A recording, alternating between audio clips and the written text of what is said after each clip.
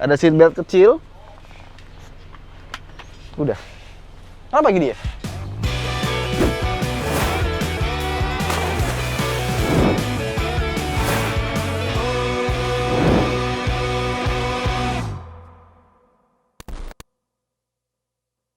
Halo semuanya, kembali lagi di Vlog Ridwan Hanif. Ya, di sebelah saya ada sebuah Toyota Alphard generasi pertama. Dan generasi pertama ini sebenarnya punya pendahulunya, namanya Toyota Granvia, atau yang diambil dari basicnya itu HS jadi versi mewahnya. Ya, makanya Toyota Granvia di Jepang itu kalau lihat bagian depannya, belakangnya itu desainnya mirip dengan Alphard meskipun secara bodi beda total. Ya, dan sekarang Granvia dibikin lagi menggunakan basis HS terbaru jadi seperti ini sekarang. Jadi udah beda nih. Jadi sekarang udah dibikin terpisah karena setelah si Alphard meluncur, Granvia disuntik mati habis itu. Nah, Alphard generasi pertama ini bisa dibilang apa ya? Mobil yang sangat revolusioner karena ketika pertama kali launching di tahun 2002, terus masuk ke Indonesia, itu langsung banyak yang beli dan gak cuma Alphard doang. Tahun-tahun 2000-an itu menurut gua masa-masa kemasannya importir umum. Karena nggak cuma Alphard yang dimasukin sama importir umum dan laku. Kayak misalkan untuk hatchback ada Toyota Ace, untuk SUV ada Toyota Harrier yang laku banget tuh. Kayaknya kalau belum punya Harrier tuh belum keren tuh zaman dulu ya. Terus ada Toyota Wish yang dulu saking lakunya jadi apa namanya undian bank ya. Dulu kan ada tuh bank tiap hari ngundi Toyota Wish di TV tuh ya. Nah itu tuh banyak kan. Dan sekarang kita mau bahas ini Toyota Alphard generasi pertama.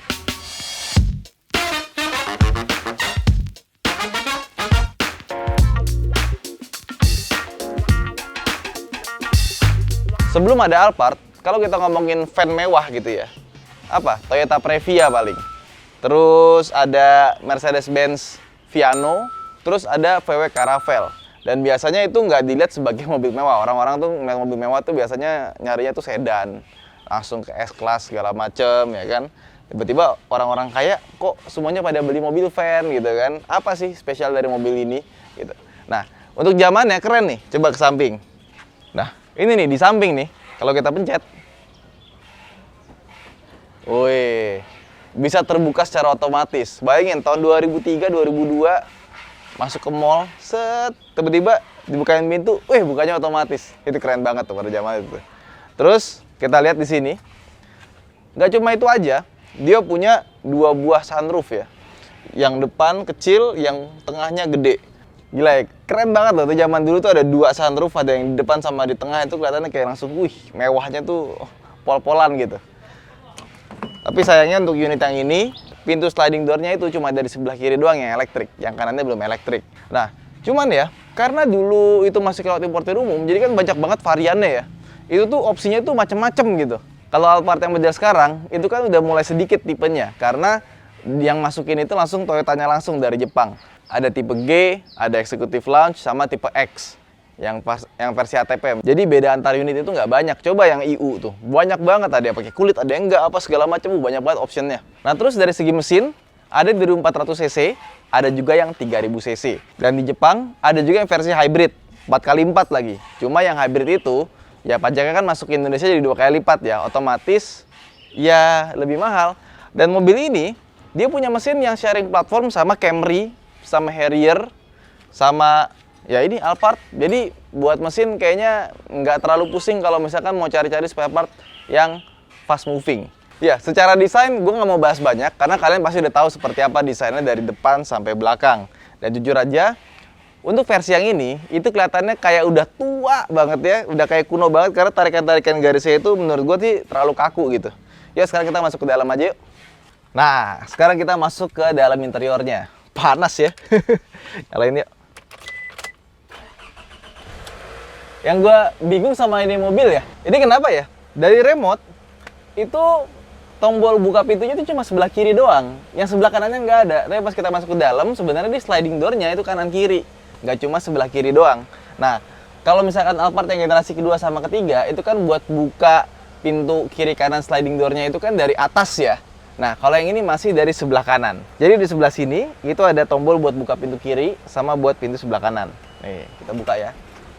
Oh, widih. Bayangin, Zaman dulu ada mobil bisa kebuka pintunya otomatis, itu kerennya pol. Itulah makanya kenapa kalau naik Alphard itu turun di depan mall itu, wih, mewahnya luar biasa. Oke, kita masuk. Aduh, panas banget joknya. Ya ini tau gak kenapa panas? Karena sunroofnya dibuka lagi siang-siang. Harusnya pas parkir tuh sunroof ditutup biar nggak panas. Oke. Terus Alphard ini kan trimnya ada banyak ya. Tapi entah kenapa, yang ini kok kayunya warna hitam. Yang ini kayunya coklat, hitam lagi. Terus kalau kita lihat ke belakang, dia nggak ada pakai panel-panel kayu hitam gitu. Ya, jadi panel kayunya kenapa belang ya depan sini ya? Oke, terus setirnya, ini adalah setir yang sama persis dengan setirnya Toyota Camry zaman dulu atau Innova tipe V zaman dulu ya. Ini bentuknya kayak gini, ada tombol-tombol setirnya di sini dan kelihatan udah kuno banget. Ini kayaknya tadinya ada ini deh. Ada lapisan kulit cuma udah ngelotok, udah dicopot, jadi langsung ke poliuretan. Iya, ini ada tekukannya di sini ya. Nah terus untuk dashboardnya, ini desainnya sederhana banget, tapi masih inline sama desain dashboard Alphard setelahnya. Bahkan sampai ke generasi ketiga, itu masih ada nyambung-nyambungnya gitu. Kayak misalkan tuas transmisinya ditaruh sebelah kanan, sebelah kirinya itu ada tempat-tempat penyimpanan. Tapi yang ini udah mulai oblak ya. Terus di sini ada asbak sama buat rokoknya nih. Nah, di bagian bawah sini ada cup holder 2 biji sama ini nih. Tuh. Ini ada buat ngetap. Ya begitulah. Kok lucu ya gini ya? Teleskopik jadi nyimpannya gampang. Terus di bawahnya ada tempat penyimpanan yang cukup cerdas. Jadi bisa kita naikin ke atas sininya depannya. Nah, ini kalau kita butuh tambahan bawa barang bisa taruh sini. Di sini ada laci kecil. Ada tempat buat taruh koin, sama untuk buka sunroofnya. Ini kenapa ditaruhnya di sini ya? Nggak nyambung gitu. Harusnya kan di atas biasanya. Nah, terus di sini ada laci yang bisa dibuka, gede banget isinya. Bisa taruh macam-macam. Dan di sini juga bisa kita buka nih, buat jadi cup holder di bagian belakang. Tuh, kayak gitu. Terus di sini ada laci di samping, biasanya buat naruh kayak semacam koran. Terus untuk storage di dashboardnya, ini juga menurut gue lebih pinter ya, karena di bagian sini 2 layer. Atasnya ada tempat penyimpanan ya. Ini cukup gede dan di sini ada flare-nya ya. Nah, biasa mobil Jepang nih kalau kita cabut nanti bisa keluar kayak semacam api buat nunjukin kalau kita lagi ada bahaya di mana gitu. Terus di sininya juga ada storage yang cukup besar juga. Nah, di sini ada remote-nya nih. Ini kayaknya buat belakangnya nih, karena di belakangnya ada TV, tapi ini kayaknya merek-merek Cina deh. Ini ribet banget sih. Zaman dulu banyak banget tombol ya. Oke, kita tutup lagi. Terus di sebelah kanan, ini power window-nya udah all auto. Dan biasanya mobil-mobil gede kayak gini, itu kan kaca tengahnya itu fix ya, nggak bisa naik turun. Atau mungkin yang modelnya tuh digeser tuh kayak apa ya, kayak Hyundai H1 gitu ya, jelek banget ya. Kalau mobil ini, pintu tengahnya itu selain bisa elektrik, dia bisa turun kacanya. Sehingga pejabat-pejabat yang naik Alphard bisa dadah-dadah. Udah gitu udah all auto lah ya kan, jadi kita pencet tinggal sekali aja udah naik turun. Terus di bagian sini, ini ada tempat penyimpanan, mungkin buat naruh koran juga. Di sini ada lampu dan kaca. Ini kotoran-kotoran kayak gini tinggal dibawa ke AutoNet Care buat interior detailing, langsung beres. Terus di sini nih, waduh silau. Ini juga sama. Ini bahannya lembut banget ya. Emang dibikin mobil mewah sih, tapi ini sayang udah mati nih lampunya. Bagian sini sederhana sekali. Ini kayaknya sama deh kayak Camry zaman dulu, lampu-lampu bagian sininya. Terus di sini ada tulisan room. Ini lampu buat bagian-bagian sini nih. Jadi di bagian pilar-pilarnya, pilar B, C, D itu ada lampu yang naik ke atas gitu. Kayak ambient light tapi bukan model-model zaman sekarang gitu. Ditaruh di bagian-bagian sini. Bagus deh. Gue suka. Terus di sini AC-nya juga udah digital. Ada tulisan outside di sini. Jadi kalau kita pencet dia berubah jadi outside temperatur atau temperatur belakang. Dan kita juga bisa setel AC belakang kalau kita pencet tombol rear di sini. Oke, sekarang kita ke belakang yuk. Oke, sekarang ke baris keduanya. Waduh, ini captain seat-nya sih, nggak kayak mobil-mobil zaman sekarang. Tapi satu hal, dia itu besar dan empuk sekali. Jadi nyaman banget di baris kedua ini. Kita dapat armrest kiri, kanan, bisa diatur juga ketinggiannya. Nah, segini pas ya. Terus yang unik, kita juga dapat 2 seat belt di mobil ini. Yang pertama di atas sini, ya kan? Nah, yang kedua di sini nih, ada seat belt kecil. Udah. Kenapa gini ya? Ini juga bisa kunci loh. Ya gitulah pokoknya. Jadi seat beltnya ada 2. Terus kursinya ini bisa maju mundur panjang banget jaraknya, cuma yang sebelah kanan ini rusak ya, nggak bisa dipakai. Dan buat reclining ya, wow ini jauh banget sampai ke belakang nih, luar biasa. Nah, terus gimana rasanya duduk di belakang? Yuk, coba kita belakang yuk. Oke, sekarang kita di kursi paling belakang. Nah, kursi paling belakang ini juga sama, gede, empuk, tapi nggak segede bagian depan ya. Terutama bagian pundak kita ini masih terasa terlalu tinggi gitu. Cuma sih tetap enak ya. Sama di sini, kita juga bisa maju mundur, seperti halnya Alphard yang generasi-generasi sekarang. Dan ini bisa di recline juga. Nah, kita juga dapat individual armrest di sini. Jadi sebelah kanan ada, sebelah kiri ada. Terus di sini ada 2 buah cup holder, ada asbak juga, ada tempat penyimpanan lagi. Dan di bagian sini, ini juga dikasih trim kulit di sini. Jarang kan di baris terakhir ini dikasih trim kulit. Nah, di mobil ini masih dikasih. Terus sama panel AC sama sunroof, itu dia digital dan letaknya ada di atas. Itu cukup revolusioner karena ini salah satu yang dipertahankan dari generasi Alphard pertama, kedua sampai ketiga. Itu sih yang bikin rasanya lebih mewah dibandingkan dengan MPV kebanyakan. Oke, yuk kita keluar. Ini mobil lega banget sih.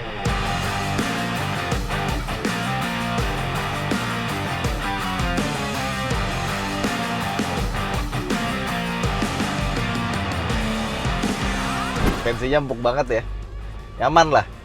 Bahkan mungkin dibandingkan dengan generasi yang ketiga nih yang sekarang lagi beredar, ini kayaknya suspensinya ya nggak jauh beda lah. Dan somehow beberapa lubang di jalan kerasa lebih empuk lewat ini, naik mobil ini gitu. Ini transmisinya dibandingkan dengan model baru gitu ya. Waduh, ini gue kayak dapat ilham dari surga nih, cahayanya luar biasa banget. Iya, dibandingkan dengan model yang baru yang udah pakai CVT, dia masih pakai transmisi matic konvensional. Dan mobil ini juga lebih awet transmisinya. Alphard generasi 2 dan ketiga itu kalau udah 100.000 km ke atas, itu kadang-kadang transmisinya suka kena. Kalau misalkan udah kena, kita mesti ganti dan biasanya harganya agak mahal, bisa sampai 60-80 jutaan rupiah. Dan kalau misalkan kita sampai salah ganti oli untuk Alphard yang generasi 2 dan 3, nah itu hati-hati tuh kalau udah kena tuh. Jadi kalau misalkan CVT udah mulai kasar, udah mulai rada-rada slip, itu patut dicurigai udah mau kena CVT-nya. Kalau yang ini masih pakai transmisi 4-speed automatic. Iya, cuma 4-speed. Masih kuno. Mobil ini kalau misalkan kita setirin sendiri, ya jujur aja nih mobilnya biasa aja. Nggak enak malah kalau gue bilang. Ya, steering feel-nya, tempat duduknya, ini benar-benar nggak didesain buat memberikan kenyamanan atau keasikan mengemudi buat pengemudinya. Ya, rasanya sih kayak bawa mobil van macam Hyundai H1 ya. Kalau yang generasi kedua, generasi ketiga disupirin sendiri itu lebih enak. Yang ini rasanya lebih nggak enak. Lebih kayak bawa van. Posisi duduknya tinggi, setirnya agak terlalu ke bawah. Pokoknya ini gue udah paling bawah nih ya. Nggak bisa dapetin posisi duduk yang enak menurut gue. Dan entah kenapa setirnya agak nggak center gitu. Kayak bawa Mercedes. Kalau ini nggak centernya tuh agak sedikit ke kanan. Iya nggak sih? Tuh. Nggak lurus gitu setirnya. Nggak cuma steering feel-nya doang yang rasanya kurang, pedal feel-nya juga rasanya aneh ya. Kayaknya waktu Toyota ngedesain mobil ini benar-benar dipikirin, oh ya ini harus menjadi mobil yang nyaman buat penumpang di belakang, bukan orang yang mengemudi. Ya ini rasanya sih agak kurang ya. Terus juga pas kita duduk ya, ini rasanya armrestnya tuh agak terlalu ke bawah gitu, nggak pas gitu. Ini sebelah kanan sih agak lumayan, tapi tergantung dari kita ngatur si kursinya. Kalau mungkin dinaikin sedikit, nah oke, tetap masih agak ke bawah. Jadi harus kita naikin makin jauh dong. Ya pokoknya ergonominya nggak pas lah ini mobil. Setirnya juga kurang tegak sedikit gitu. Kalau dibikin tegak sedikit pasti lebih enak. Tapi memang ya, Alphard itu waktu pertama kali keluar pasti masih baru-barunya kan harganya sekitar 600 jutaan tuh dulu. Mungkin orang waktu itu belinya, ya orang punya duit harga segitu, pasti belinya mobil yang bisa dipakai supir. Karena orang punya duit segitu pasti punya supir lah. Tapi kalau misalkan udah setua ini harga 300 jutaan, orang yang beli mobil dengan harga 100 jutaan itu belum tentu punya supir, otomatis dibawa sendiri. Nah, disitulah mulai berasa nggak enaknya. Tapi gue beberapa kali ya lihat Alphard model generasi ini itu dipakai sebagai apa tuh namanya, mobil buat jualan, buat dagang. Kayak misalkan bikin apa sih yang restoran-restoran di jalan itu lah, food truck. Jadi gue pernah beberapa kali lihat Alphard generasi ini dijadiin food truck. Dan itu catchy banget. Food truck pakainya Alphard. Walaupun generasi pertama yang harganya sekarang sudah kayak Luxio ya. Ya tapi meskipun kelihatannya murah, kalian harus pikirin juga bagaimana dengan perawatannya, ya kan? Mau bagaimanapun ini mobil mewah, perawatannya pasti lebih mahal dibandingkan dengan mobil-mobil niaga. Dan yang kedua, bensinnya tidak seirit itu. Sekecil-kecilnya cc mobil ini 2400 cc, ya kan? Jadi konsumsi bahan bakar ya jelas gak bisa dibandingin sama mobil-mobil niaga yang 1500 cc-an. Mobil yang kita lagi pakai ini kebetulan ini juga mobil pinjaman ya dari customer MKM, bengkel langganan kita. Ya, tapi ini nggak dijual. Nggak semua yang gua bikin videonya tuh harus dijual gitu kan. Nah, ini kebetulan mesinnya 2400 cc, 4 silinder, bukan yang 3000 cc V6 6 silinder. Nah, mesin 2400 cc-nya ini masih sama seperti Alphard yang generasi kedua. Yang generasi ketiga udah beda karena 2500 cc. Tapi gini, mobil ini memang 2400 cc-nya ya tenaganya biasa-biasa aja, sama kurang lebih sama kayak yang versi generasi kedua gitu. Tapi secara konsumsi bahan bakar dia lebih boros dibandingkan dengan yang generasi kedua. Mau bagaimanapun ya, CVT sama 4-speed automatic ternyata tetap masih lebih irit yang CVT. Rasionya ya jauh lah ya, dia kan variabel. Cuma jadinya kayak trade off gitu ya. Dan kebetulan ini yang kita pakai ini unit yang masih bagus banget ya. Kaki-kakinya nggak ada bunyi, ya kan? Steeringnya juga nggak ada yang pincang gitu ya. Masih solid semua, remnya masih enak, mesinnya masih enak, walaupun kilometer udah 156.000. Dan mobil ini, peredaman kabinnya agak kurang. Suara kanan kiri motor segala macam masuk gitu.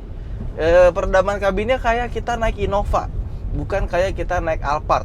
Kemudian mobil ini itu pajaknya juga sangat terjangkau ya, karena tahun 2005 dibandingkan dengan Alphard yang 2012 gitu ya. Kalau nggak salah tuh yang punya gua kemarin tuh pajaknya setahun 9 juta, ini setengahnya cuma 4,4 juta rupiah saja. Ya sama tek-tek bengeknya nggak nyampe 5 juta lah. Jadi mobil ini menurut gua pajaknya masih di bawah 5 juta tuh masih oke lah ya, karena kita sekarang beli Innova aja udah di atas 5 juta pajaknya per tahun. Lumayan banget. Nah, mobil ini masih di bawah 5 juta. Nih kita mau belok nih ya. Body roll berasa banget. Mau juga mobil boxy.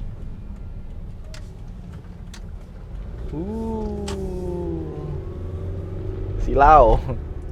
Ya, itu aja mungkin video kita tentang Toyota Alphard generasi pertama.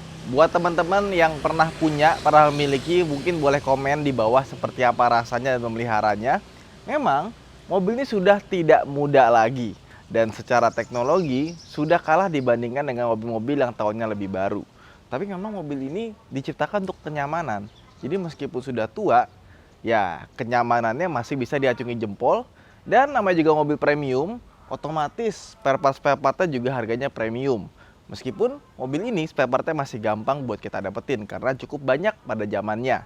Ya itu aja mungkin video kita kali ini. Jangan lupa untuk like dan subscribe. Saya Ridho Hanif, sampai jumpa di video berikutnya. Bye.